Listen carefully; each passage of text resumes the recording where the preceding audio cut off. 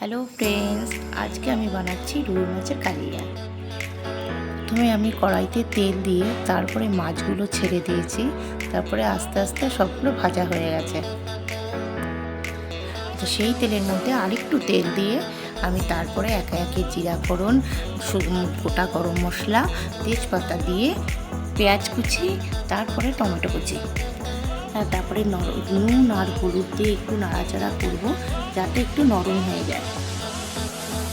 তারপরে আদা বাটা আর পেঁয়াজ বাটা দিয়ে ভালো করে নাড়াচাড়া করতে হবে। তারপরে জিরে বাটা, তারপরে শুকনো লঙ্কা বাটা আর টক দই দিয়ে ভালো করে নাড়াচাড়া করতে হবে। সামান্য চিনি দিতে হবে।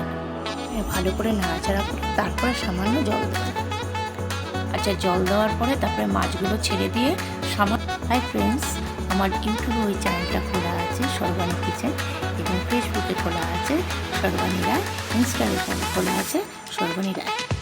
এটা খুব সুস্বাদু খেতে হবে, আপনারা প্রত্যেকে বাড়িতে একবার ট্রাই করে দেখবেন। এবার দেখতে দেখতে আমাদের তৈরি হয়ে গেল রুই মাছের কালিয়া। মাছের কালিয়াটা এত সুন্দর দেখতে হয়েছে, যেরকম রং সেরকম গন্ধ।